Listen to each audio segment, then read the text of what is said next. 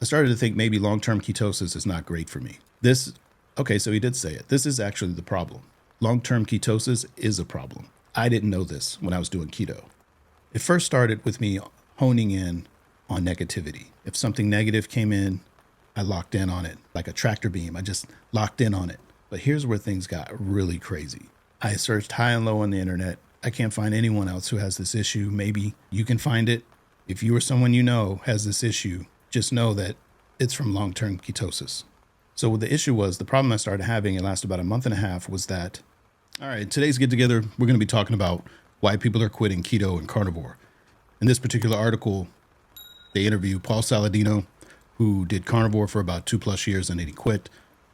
A couple of the same reasons he quit. I quit keto, but I have one main reason I quit that's, I think, unique, because I couldn't find it anywhere on the internet. That's why I didn't even attribute it to keto. But it was a horrific experience that I went through for about a month and a half. So basically, just to tell you right up front, I created a type of OCD. I'll tell you what it was. Maybe you've experienced it if you've done keto, or you know someone who's done keto and they shared these type of symptoms. You can let them know how to fix it. But if you're thinking of doing keto, please watch this. There are some things that you need to be aware of that I wasn't. So after doing it for 3 years, there were a lot of things I experienced, but I thought it was just remnants of things that were already happening to me before keto. Little did I know, keto was making it a little worse, and I developed an OCD, which I'll explain. So let's get into it. All right, why are so many people leaving keto and the carnivore diet? Here's a picture of Paul Saladino. Announced he quit carnivore diet earlier this year. This article, I think, is a year and a half old. But credit to More Plates, More Dates. This is the interview I believe I watched on YouTube. And he was explaining some of his symptoms and things that he was going through during carnivore and why he left carnivore. Maybe they'll bring it up in this article, but a lot of people in carnivore have some pretty good reasons why he went through what he went through and what I went through. And so if it's not in here, we'll talk about it so that you can avoid the same issues. Certain corners of the internet, you'll find increasingly popular influencers telling you that eating carnivore and keto diets can improve your health. Read more here. Carnivore diets typically feature only animal products with no fruits and vegetables at all. Keto diets emphasize the importance of high-fat foods alongside limited or no carbohydrates, meaning these also tend to be very high in animal protein too. Okay, so they're just explaining what keto is. Many proponents of these diets claim they promise things like rapid weight loss, increased energy, and even the reversal of some chronic conditions. Yet the long-term reality of these diets is that eating large amounts of animal protein can increase risk of diseases like heart disease, type 2 diabetes, and certain cancers, among many other issues. This means that influencers who promote the benefits of animal-based diets may be giving out dangerous advice. Okay, let's take a look at some of the influential words that they're using here to manipulate our opinion. They're saying long-term reality. There are 0 long-term studies that are based on science. 0. It's just not possible. I mention this in each video, and I have to mention it every time because they're always using the same tactic to influence how we see things, how we think, or what we're thinking about. And so I have to bring it up every time I read it as a reminder to myself and to you. So, long-term reality, that's an opinion. That's not based on fact. There are no scientific long-term studies. To do that, you'd have to lock people in rooms, have them under 24-hour surveillance, control everything that goes in their body. It's not possible. They have to all be the same genetic. We have to all have the same genes. For anything that affects one person, they would have to have the same genes as you to affect you. So, again, they can link to as many of these studies as they want, but they're all based on surveys. And they're not observational because they're not with you every day. So let's use an example, Islamic example. Let's say you want to do a study to see how many Muslims are fasting. And you want to see how many Muslims are praying Tolaweh every night during Ramadan, and maybe even stay in the masjid the last 10 days of Ramadan. So you have these people sign up. They give you all their information. Let's say the survey is even given out by like Mufti Mink, for example. And then at the end of Ramadan, we do a follow-up questionnaire. Did you fast every day? Did you pray Tolaweh every night? Did you make itikaf in the last 10 days? How accurate do you think that would be, knowing that Mufti Mink has your name, he's reading all of these, or just pick some imam or somebody that you respect. I picked him because he's just so popular. But it's not going to be that accurate. Only Allah knows if you fasted. This is why the scholars say that fasting is for Allah alone, because it's just something just between you and him. And it's a real testament of faith, because no one else knows if you're actually fasting or not. You could sneak food in the bathroom. You know what I mean? You could sneak food in your bed. So no one really knows if you're fasting. It's the exact same thing with these studies. No one knows if you're actually eating the thing they're asking you to eat or abstaining from the things they're asking you not to eat. There's no way of knowing. You'd have to lock them in a room with cameras and have complete control of what they're eating. And there's a whole list of factors that go into how we all metabolize food differently and how it has different effects on us, especially epigenetics. A lot of how food affects us is based on our environment and our experiences, and of course the food. So long-term reality, this is an opinion. It's not fact. And even if you wanted to use epidemiology to prove that high protein diets causes all of these, there are none that even say that. They don't even have any studies that do that. So completely false. And this is not why he quit. I don't think this is why he quit the carnivore diet.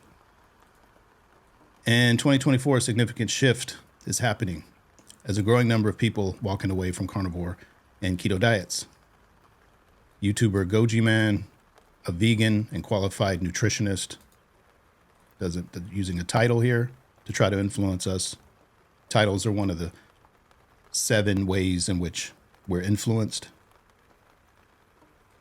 And showing, the authority figure, showing someone in scrubs, showing someone in a lab coat, putting these initials, MD, PhD, all these things before and after their name, because we grew up thinking that those things are so amazing and so relevant that it's just an automatic cue of respect and appeal to authority.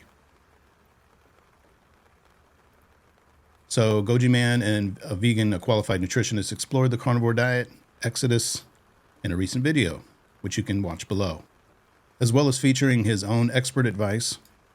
Another influential word here, expert. They're calling him an expert. We've heard that word a million times in the last several years. The video also explores some case studies, which are meaningless, of prominent carnivore and keto figures, use of prominent, who have spoken out against the diet. So here they're using influencers, as they always do, to try to influence your opinion.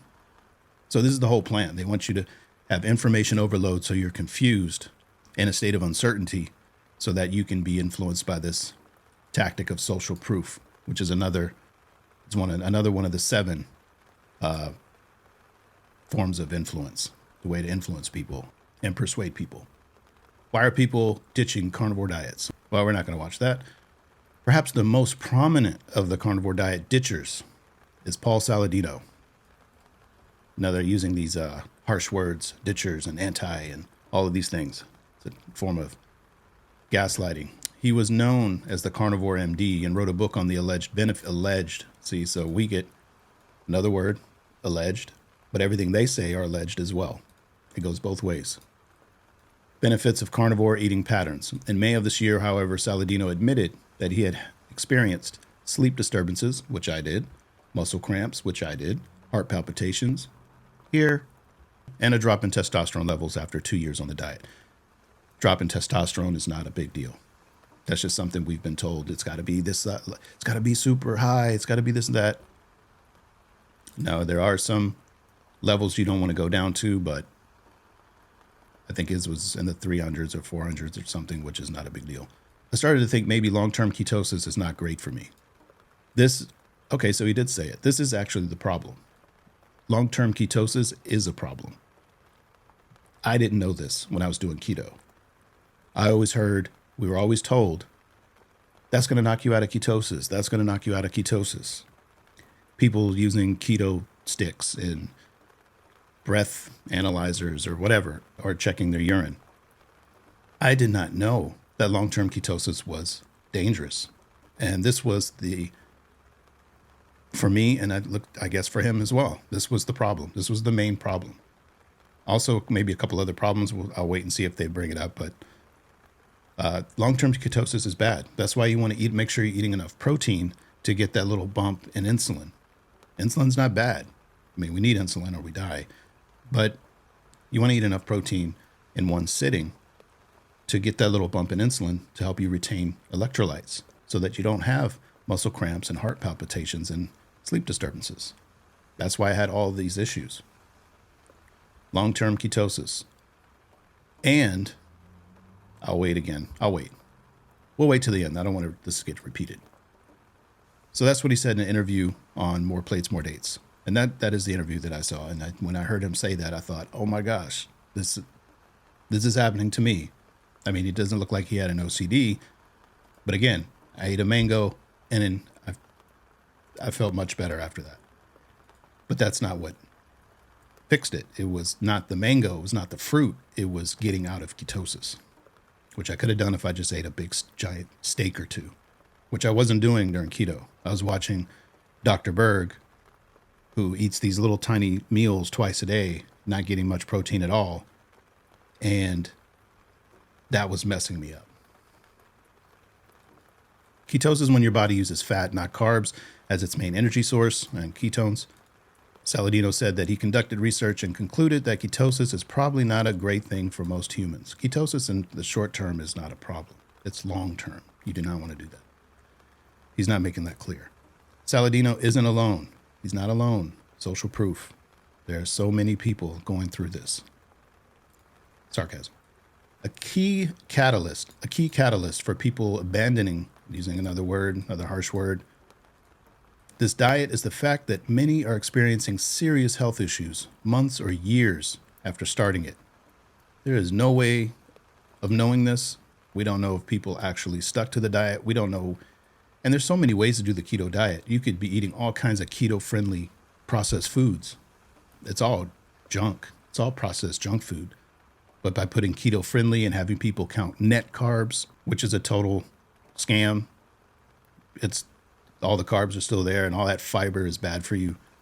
So let's move on. One notable case study explored in Goji Man's video is a longtime carnivore follower who, despite leading an otherwise healthy lifestyle, exercising frequently, avoiding alcohol and smoking, suffered an unexpected stroke. Such incidents are leading people to question whether these diets are safe in the long term.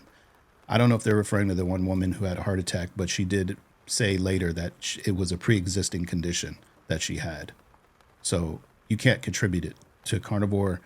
And again, we're not with her 24/7, seeing what she's eating and not eating what she's doing. These are anecdotal, which is fine. But the problem with it sometimes is that we can cherry pick them to favor one way or the other. But if you have a lot of people saying something is good, and even if you had a lot saying it's bad, the thing is to try it for yourself. You have to take the whole picture. You take these studies, which are basically sales pitches for a person's view or perspective or opinion, and then you could try it for yourself, but you also use good judgment and experience. And you don't want to try something that's so out of left field that you just know, like, oh no, that's not good for me. Eating a Twinkie diet, that's not good for me. I mean, we have to use some, common sense too, but this woman or this person, which they're not mentioning, I guess that's in the video, you can't take that as, oh, that's what's going to happen to everyone. For many who joined the keto and carnivore communities, these diets were initially seen as solutions to specific health problems like autoimmune diseases, gut issues, or even diabetes. So autoimmune diseases, yes.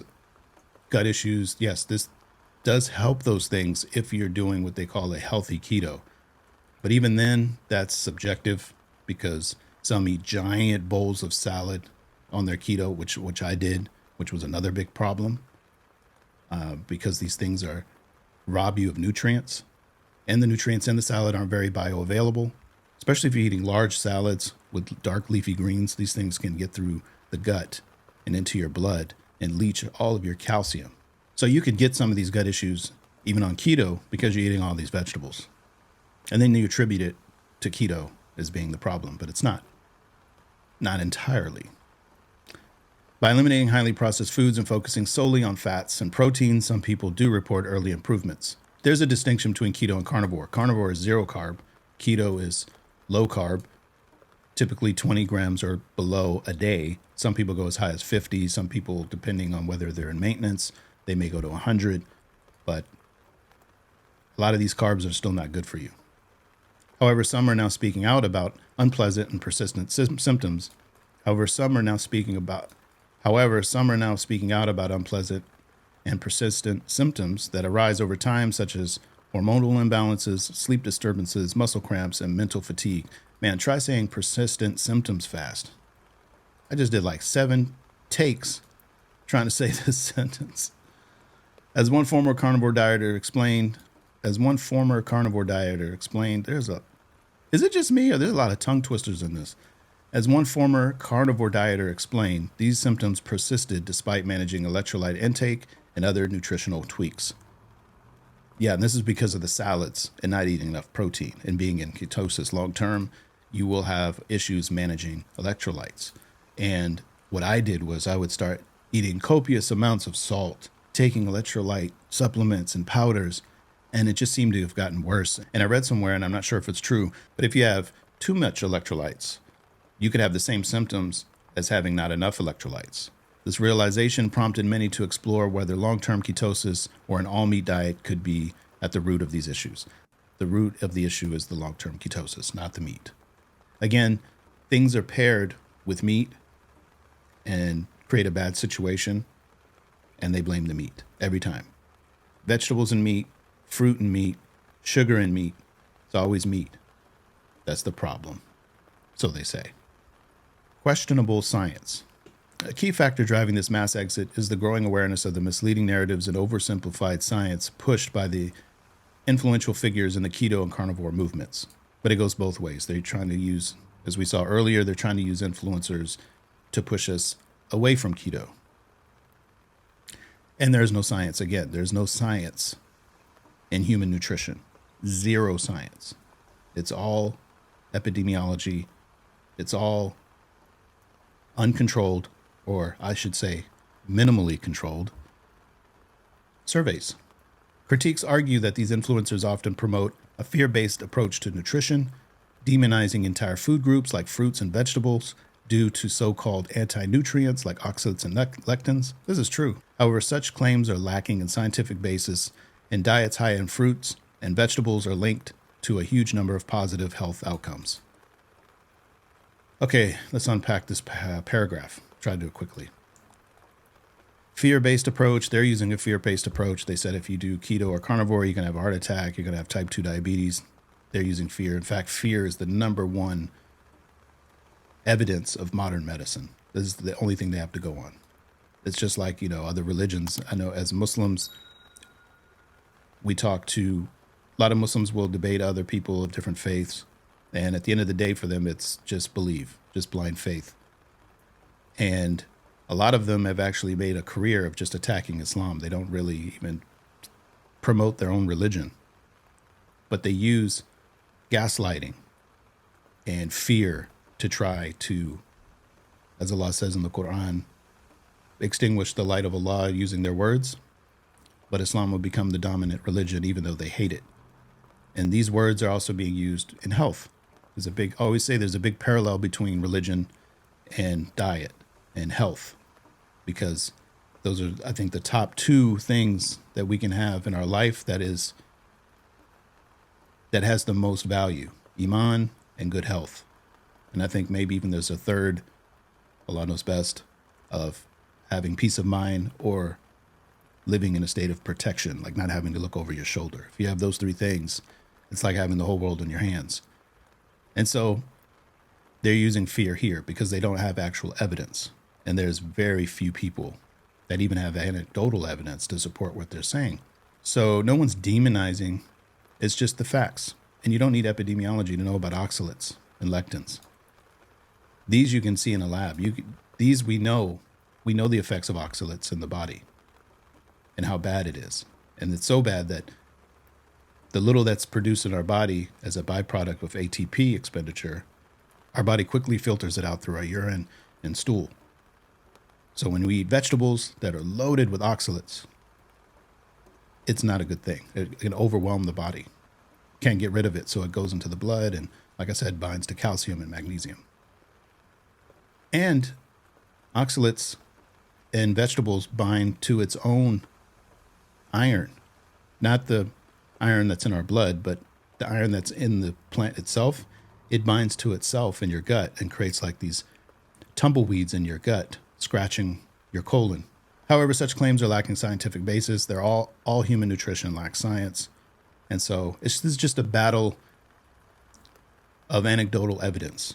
So you can either take your own evidence and the evidence of people you know and trust, or you can take the evidence of scientists who you don't know and who are, a lot of them are atheists. A lot of them are on this plant-based anti-human movement. And so, yeah, the choice is yours. At the end of the day, you have all this information coming to you. You have to use good judgment. Most importantly, you need to try these things for yourself. This is what they're trying to get us away from, is actually trying the carnivore and keto diet. They've already infiltrated keto with all the processed food and all the misinformation about net carbs and all these things to keep us, teetering and in long-term ketosis, which is bad, so they can then blame keto. But we do the best we can. Leave the rest to Allah. Experts are raising alarms about the potential nutritional deficiencies that can arise from following these restrictive diets. Again, experts, restrictive, using these words. As we know, these diets are not restrictive. What is restrictive is having a chronic disease because of eating foods you shouldn't eat. Many former dieters admit that they were not getting adequate vitamins and minerals. This sounds like the vegan diet. One ex-keto advocate, using X, again, words are important. Words matter. Words affect us. And if someone really wants to influence you, these words are going to trigger emotions. They're going to trigger, and fear being the most powerful of emotions. And so a lot of X and, what was the other one? Well, I won't get at it. You see these words, anti, all these types of things. One ex-keto advocate noted that on some days, their meals were limited to foods like chicken breast with cheese and heavy cream. Ew. I don't really know if, maybe there are some keto people recommending chicken breast. That's like the last thing you want to eat on keto or carnivore, because it's, first of all, it's the driest, nastiest part of the chicken. Even if you can make it juicy, it's just like, meh, because it doesn't have any fat. Maybe if you eat it with the skin, it might taste okay, but everyone likes leg quarters. Like, I'll eat leg quarters, drumsticks, thighs, breast, no thanks. And lacking the variety and nutrients necessary for long-term health. Yeah, chicken has no nutrients. It's just protein. This is one of the big bodybuilder things people say. Eat chicken breast, broccoli, and rice. That's the most unnutritious meal you could eat. You have the broccoli that's binding to all the minerals. You have the rice, which spikes blood sugar, and you have chicken breast that just has protein. Maybe you drizzle some olive oil on there that's all tainted with canola oil and other kind of oils, seed oils, which the fat in olive oils can't even come close to the fat in beef. So this is a bodybuilder steroid diet, chicken breast and all that stuff, eating every 3 hours. It's not something that's sustainable for normal people. Warning, over keto and carnivore diets. These words are crazy. Plant-based diets have been shown to drastically reduce disease risk. Here we go. Anti-human rhetoric. And there is mounting evidence that diets high in animal products have negative health outcomes. Mounting evidence. See, it's very important that we pay attention to these words. They're subtle. We don't really see it. We get so used to it, but it heavily influences us. So you have to keep this in mind. So far, there's no evidence. There's no science. It's all words. And they carefully select these words. Don't think it's by accident. So they have mounting evidence that diets high in animal products have negative health outcomes. In the video, Goji Man urges people to carefully think about what following advice from carnivore influencers, particularly when their advice may be financially motivated. Many of them have brand deals and books to sell. Now, there's nothing wrong with that. If someone's selling something that they think is beneficial, but if you see a pattern, you could possibly see someone following the money, but you still have to earn a living. And that's really not a reason to demonize someone because a person has to make their bread. Like a lot of people are saying this about Paul. They're saying he left carnivore because it was such a saturated market. It was becoming very saturated. There was really nothing to talk about because it's just eat beef mostly and other meats, maybe eggs.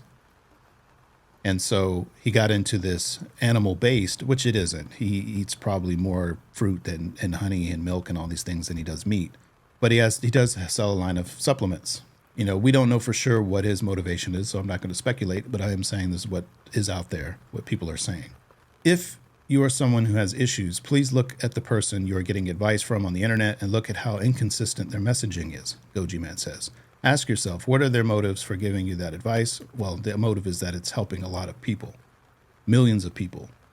Because if money is involved, there's a good chance your health is not even a passing thought for that influencer. It's just another payday. Well, this is the case with all studies. You think these scientists are doing these things for free? You think they're not adjusting the numbers at the end of the study, which is fudging the numbers, basically? They have to legitimize the research if they want to get funding again. It's like an obsession to prove that they're right. They have to prove their hypothesis is correct, so they continue to get funding. This is why certain universities, I won't name, have multiple studies every single day. How is that even possible? But they get paid for every study. So it goes both ways. Everyone's trying to influence someone to do something. It's just a matter of what's right. And you have to take all the info, try to pass this on to you, and then you use your own good judgment. We're all adults. Or if you're a kid, check with an adult.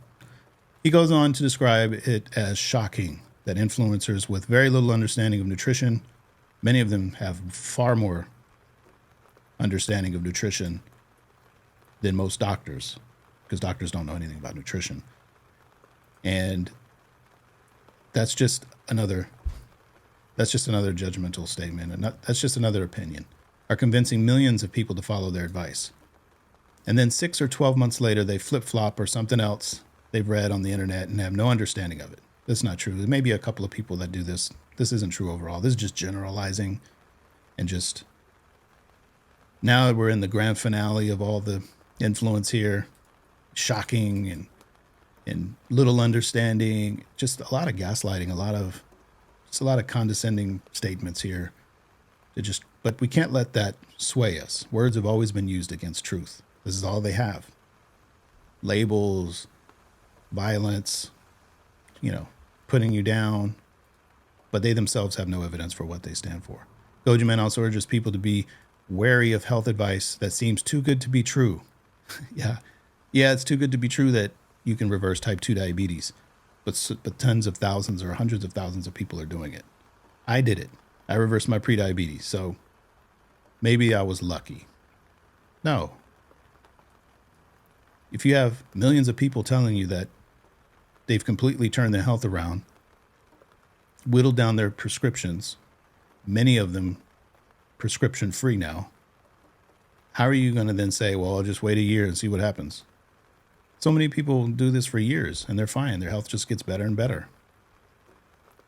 You have to try it for yourself.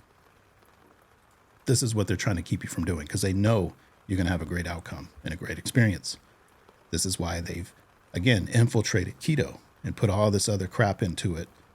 Diet sodas to do this, do that. They know they're keeping your sugar addiction on life support. And they know it's a slippery slope. And they know that people are going to say, oh man, I tried keto, it was too hard. That's why, because most of us are addicted to carbs, we have to do carnivore. Abstinence is key. It's an addiction. And we get thrown off because we think carbs are necessary. We think that, our bodies need carbs, but I'm just resisting it for health reasons, but my body really needs it. And I'm denying my body what it needs. That's why keto is so hard. No, your body needs 0 grams of carbs a day. 0. None. It's non-essential. Not needed. So I Highly encourage you to try a carnivore.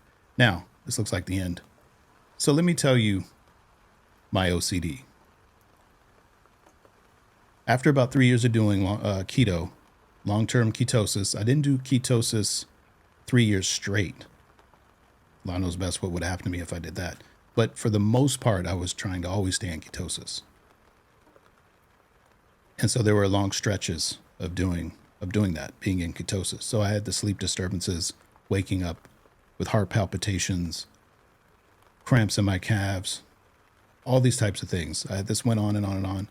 But because I had anxiety disorder and panic disorder before starting keto, I attributed the heart palpitations, waking up in the night, to my anxiety disorder, because that's what used to happen to me before keto and when I had panic attacks. But something really strange kicked in after about 3 years. It first started with me honing in on negativity. If something negative came in, I locked in on it like a tractor beam. I just locked in on it, just focused on that bad. Because one of the things about being in ketosis, you get what's called the lion's gaze. You're just hyper focused. And so because your body's telling you to go eat, go get something that's going to bump the insulin, this is not a good state to be in long term. And so you wake up in the night wide awake. I think they even mentioned this in the video. You wake up wide awake. It's like 2 o'clock in the morning. Like, what's going on? It's because your body's saying, go get some food. So I had this hyper focus on negativity for a little bit. And I noticed it. And I tried not to do it. I tried to use that focus, to be more productive at work or with family. But it just locked in on negativity. But here's where things got really crazy. I searched high and low on the internet. I can't find anyone else who has this issue. Maybe you can find it. But if you or someone has this issue, just know that it's from long-term ketosis. So what the issue was, the problem I started having, it lasted about a month and a half, was that I developed an OCD of focusing on my breathing. It was torture. May Allah protect us all from this, because I could not take my mind off of my breathing, ever. I tried to do things to distract myself. I tried to pray. I tried using Salah. I tried everything. And the problem is that when you're focused on your breathing, because it's something that happens automatically, it affects your heart rate. Because when we try to control our breathing, we tend to overcompensate. We breathe in and out too hard. It's not as, because our breathing is more shallow and calm than we think. And so we tend to overcompensate, which makes the heartbeat go up. Then I would focus on the heartbeat. Oh, my heart's beating. I had this to a degree when I had panic disorder, because it makes you very hypervigilant and very sensitive to every sensation in your body, because you think you're about to have a panic attack. I would wake up in the night to use the bathroom, because when you're long-term ketosis, you're urinating all the time because you have no you don't have any spike in insulin, you're not retaining anything. So it's very a diuretic diet. You're in long-term ketosis. But when I would get up to go to the bathroom, I locked in on my breathing, and it would take me an hour or two to go back to sleep. It was horrendous. Nothing could break my concentration from my breathing. I remember there were a couple of times in that month and a half where I would be in a conversation with someone, maybe my wife or my kids. And then when we were done talking, I would be so excited because I had, for a moment, stopped thinking about my breathing. It was insane. So I saw this video with Paul and Derek, and he talked about his palpitations and cramps and these things. So I thought, maybe this OCD has something to do with this. So I had a mango, and within a couple of minutes, without even trying, it went away. So a few things I learned on keto and why I quit. And if you're thinking of doing it, or if you did it and you had issues, a few things to consider and to know about and to warn others about if they plan on doing keto. Stay away from vegetables. Just eat fatty beef. Make sure you're eating in a large setting of protein per meal. like 40 plus, 50 plus grams of protein, or however much you can eat. And you can't overeat beef. It's so satiating that you would get sick of the taste before you could ever overeat it. Like if you do carnivore, you'll never be physically full. It's amazing. You feel completely satisfied. Oh, I can't eat anymore. Ugh. And your stomach is still flat, tight. You don't have that full feeling ever. That only comes from carbs because it blocks the signal to your brain that you're eating. So you eat and eat and eat. That's why they say there's always room for dessert. It's because your brain is not even acknowledging that you're eating that stuff. That's why you get physically stuffed. You don't stop eating until your stomach is just jam-packed. And so we know the sunnah to leave a third for water, a third for food, and a third for air. This is usually only possible when the carbs are extremely low or as close to zero as possible, because we overeat with carbs. So a few things to consider. No long-term ketosis. Do not do that. Make sure you're eating a large amount of protein per sitting. If you're eating twice a day, just make sure you're getting in your protein minimum 0.8 grams per pound of body weight. Pound, you can go 1.5 pounds depending on your activity level, but just make sure you're getting enough protein to get that little bump in insulin so that you can retain your electrolytes, not have the palpitations, not have the cramps. Also make sure you're getting sunlight. If not, then you may need to supplement D3 because vitamin D is needed to help with the absorption of calcium. And calcium is very important for maintaining electrolytes.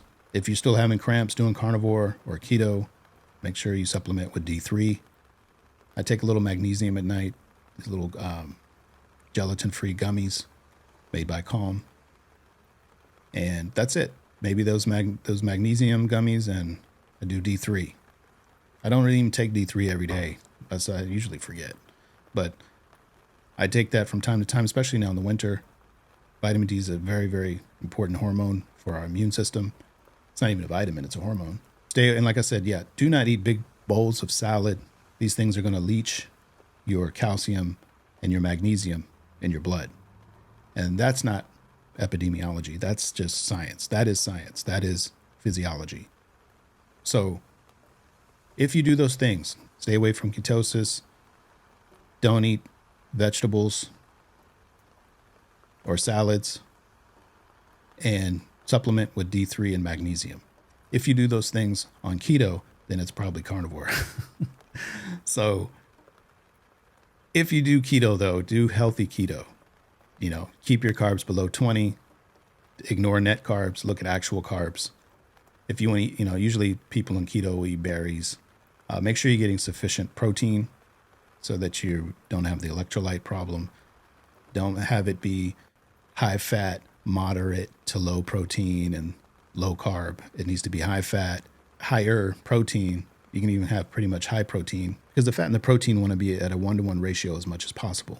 So those are the three things. So if I had known that when I did keto, I probably would have been good, most likely. Well, I know it would have been good because those issues haven't happened since elevating my protein and not doing long-term ketosis and not eating salads. So on carnivore, I've been having the best results. The carb addiction is still there. It's still a daily battle. It's still a daily grind. I don't always make it through a couple of weeks. I might still, I have my triggers and my cues. Because I have a wife and 5 kids, I can't just lock myself in a room and rehab. I can't do that. I have to participate. And so sometimes we go places where I didn't prep my food and I end up not having a cheat meal, because cheating is actually gives you an advantage in something. And when we eat that, I get no advantage. It's all loss. So I think like a sabotage meal is what I think we need to call it. Cheat sounds like it's somehow advantageous. So I think we need to change the wording here, seeing how powerful words can influence us. So I hope this has been beneficial. If you or someone you know has gone through any of these things on keto, let them know why. Let them know how they can fix it. If you have health issues, don't let this scare you. Don't let them influence you away from helping yourself. Don't appeal to authority. Don't let them confuse you to then persuade you with social proof, saying, look at all these people doing it, so it must be true. Or all these people are doing it, so how is it not true? We don't want to live that way. We want to do our due diligence. We want to work together. So please subscribe, leave a comment. Let me know if you've tried keto, If you had any obstacles, how long you've been doing it. If you do long-term ketosis, how long, what kind of outcomes did you have? We're all here to learn from each other. So inshallah, till next time, may Allah reward you for being curious and keep tying your camel. Assalamu alaikum.